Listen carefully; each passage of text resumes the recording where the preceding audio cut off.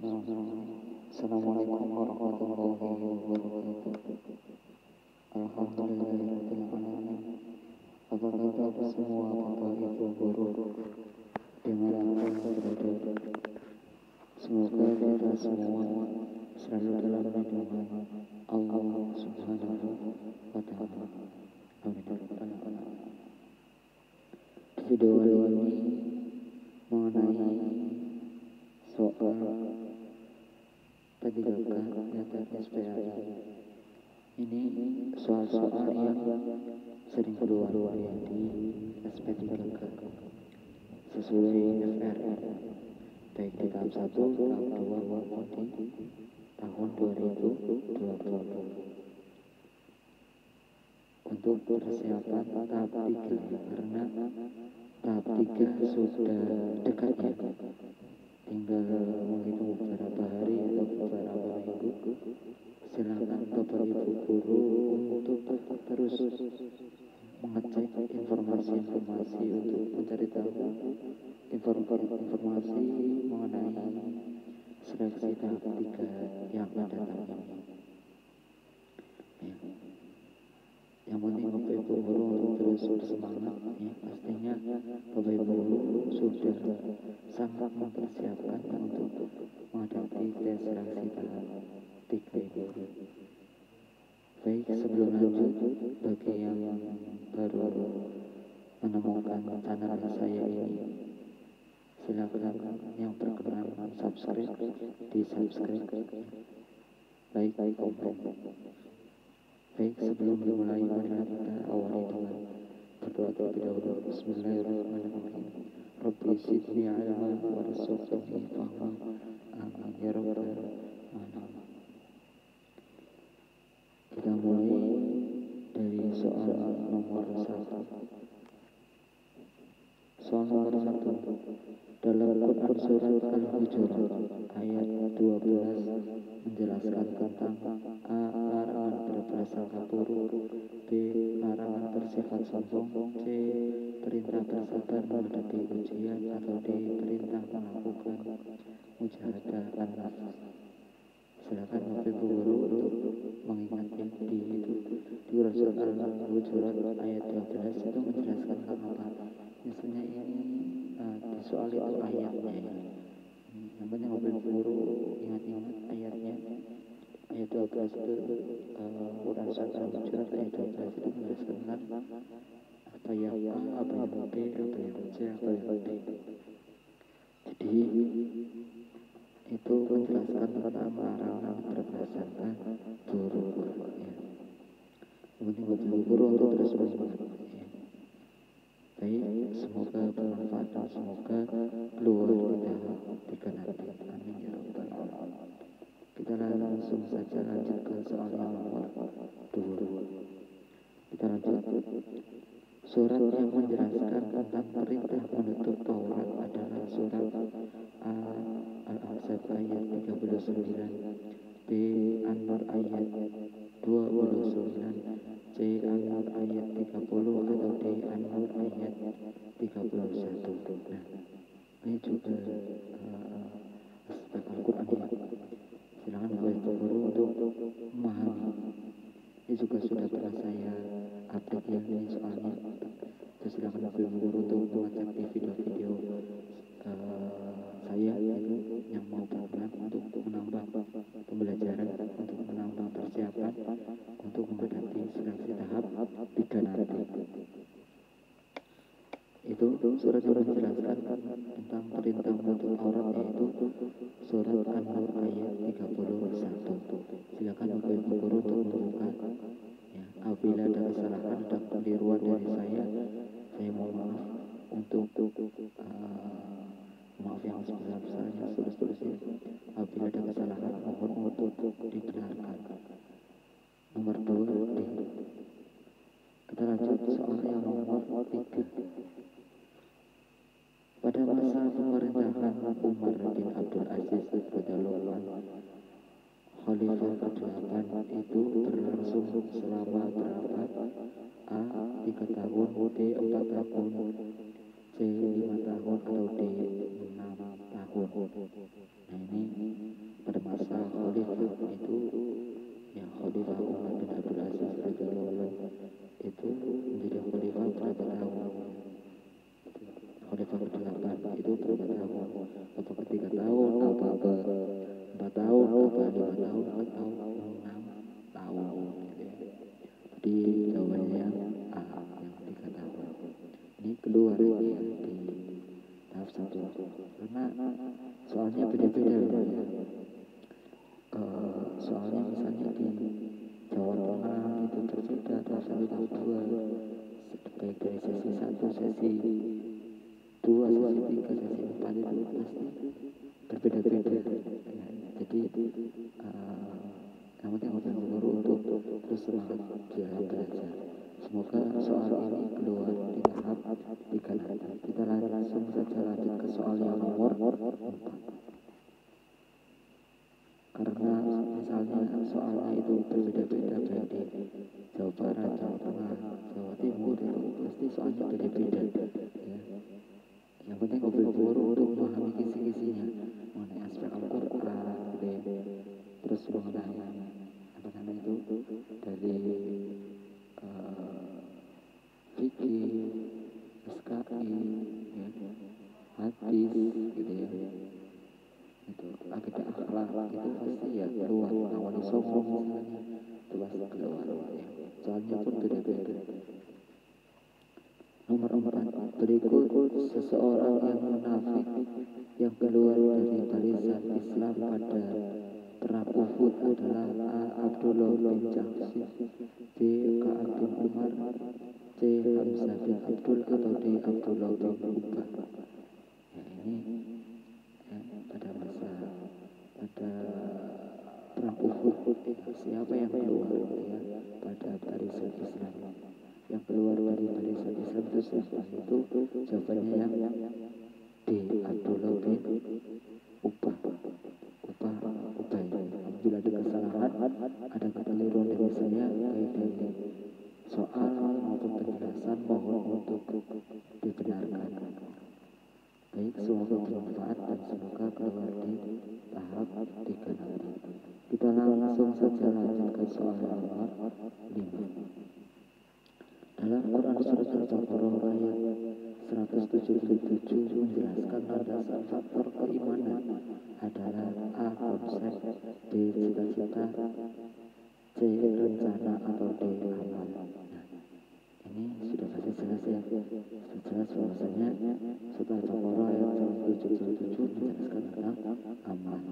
Silakan Bapak Guru untuk membuka ya, Quran Surat Al-Baqarah ayat 177 itu menjelaskan tentang landasan faktor keimanan seperti apa ya, itu jawabannya yang D. Semoga bermanfaat dan semoga keluar di tahap 3 nanti. Kita lanjut soal yang nomor 6.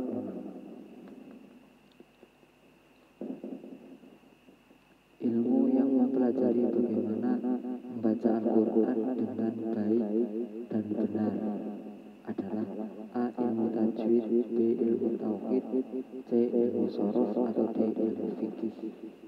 Nah ini pastinya Bapak Guru sudah paham ya, sudah jelas dan jawabannya ya sebagaimana membaca Al-Quran dengan baik dan benar, pastinya ilmu tajwid. Jadi jawabannya yang nomor 6 adalah yang A. Sudah jelas sekali ya. Semoga bermanfaat dan semoga keluar di tahap 3 nanti. Kita langsung saja lanjut ke soal yang nomor 7.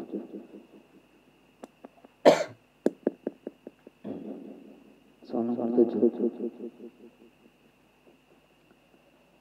Dalam membaca Al-Quran hendaknya diucapkan dengan fasih. Fasih artinya A. Suaranya merdu, B. Benar dan lancar, C. Tajwidnya benar, atau D. Lagunya bagus. Ini kalau yang A suaranya merdu itu kalau tilawah, morotal, kiro itu suaranya merdu. betul benar dan lancar itu kalau apa itu lancar ya, itu juga termasuk tajwid juga ya, benar dan lancar ya itu. Terus tajwidnya benar itu, nah ini ya jawabannya yang C, tajwidnya benar.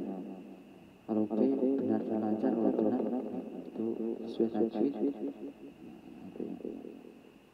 Kalau lagunya bagus sudah sesuai itu, maksudnya ketenawal morotal ya, lagunya bagus. Kalau benar dan lancar itu, kalau benar ya memang benar ya, hafalnya benar tapi apa ya, tidak tartil ya, tidak tartil. Jadi pilihlah jawaban yang paling betul ya, yang sesuai ya, gitu ya, itu yang bersumber atau yang diinginkan soal. Jadi nomor 7 jawabannya yang C.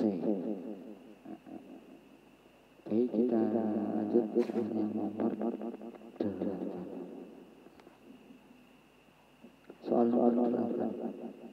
Orang yang berhasil berlomba dalam kebaikan, maka orang tersebut akan A.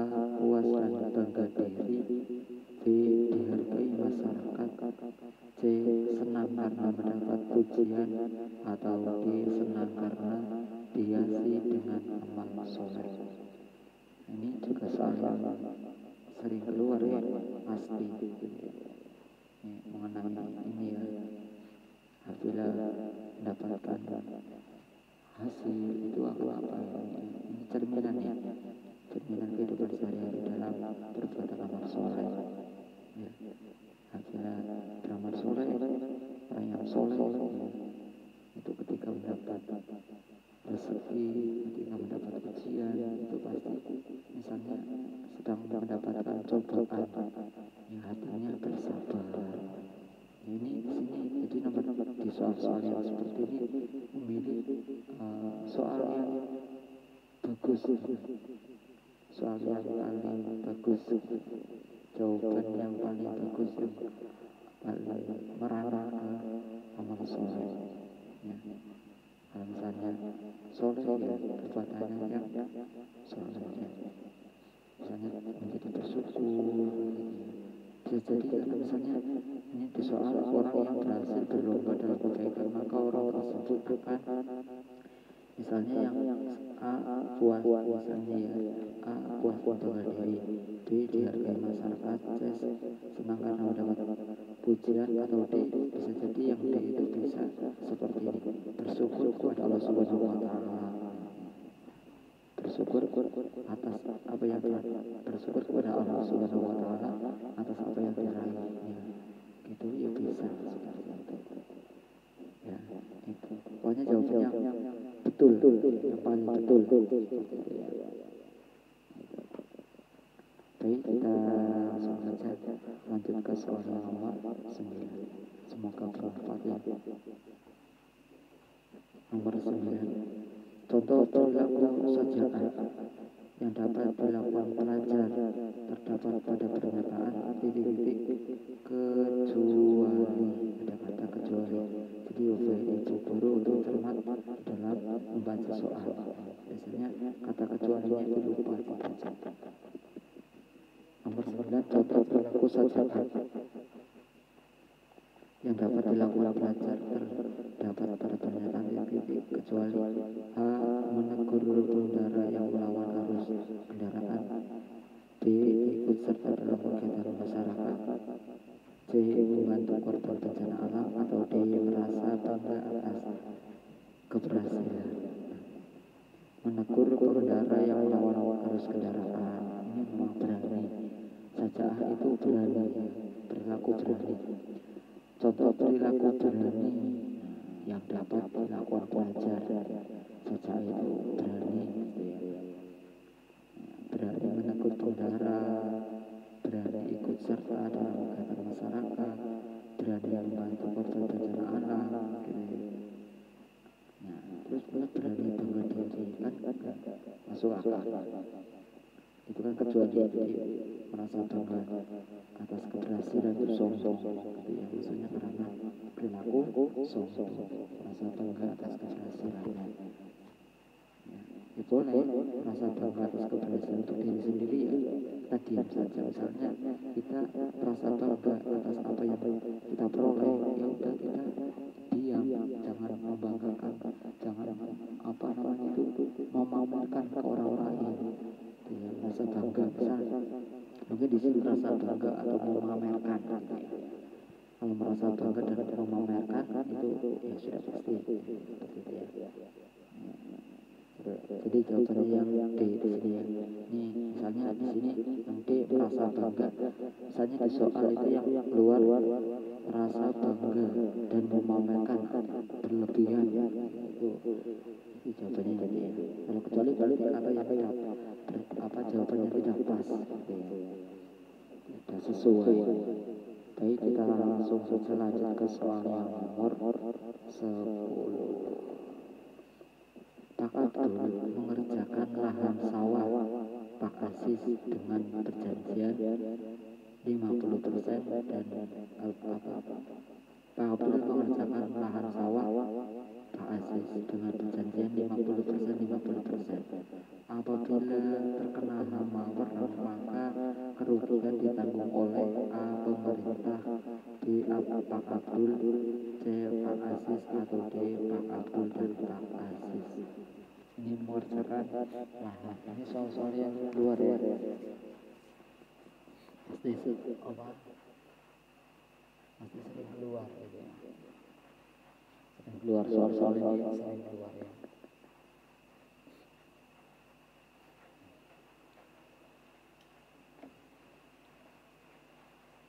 Silakan Bapak Ibu guru untuk memahami ya, memahami soal-soalnya ya, memahami jawabannya. Artinya Bapak Ibu guru sudah mempersiapkan untuk menghadapi seleksi tahap 3 nanti. Jadi nomor 10 jawabannya yang D, ditanggung bersama-sama. Jadi 50%. Contohnya lagi misalnya apa, menggarap ladang perkebunan, nah itu berarti kerugian, keuntungan itu 50%. Ketika untung ya 50%, ketika rugi ya 50%, seperti itu. Masalah Bapak Ibu sudah paham ya di sini. Alhamdulillahirobbilalamin, demikian ini prediksi soal-soal untuk menghadapi tes seleksi tahap 3 nanti. Yang penting Bapak Ibu guru terus semangat di dalam belajar, di dalam mengajar materi-materi, baik materi, soal itu apa untuk yang juga untuk apa namanya belajar. Misalnya soal-soal yang ada kisi-kisi apa mengenai kisi-kisi itu, kisi-kisi juga untuk belajar ya, untuk menambah pengetahuan ya. Terima kasih.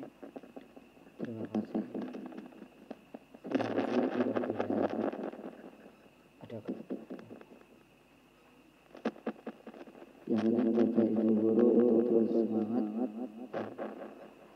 dalam belajar untuk mempersiapkan materi. Ini mic-nya kresek-kresek ya, minta maaf sebelumnya, ini kresek-kresek jadi nggak jelas suaranya seperti ini. Kita masuk speakernya yang mantap ini, jadi kresek-kresek.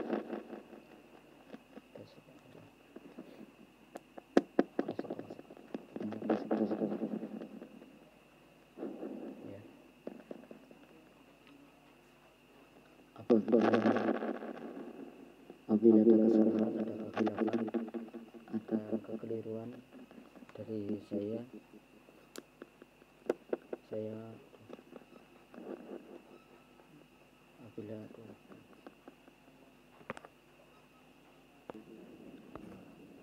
apabila ada kesalahan, ada kekeliruan dari saya, Saya mohon maaf yang sebesar-besarnya, yang setulus-tulusnya. Ya. Terima kasih. Semoga bermanfaat dan semoga keluar di tahap 3 nanti.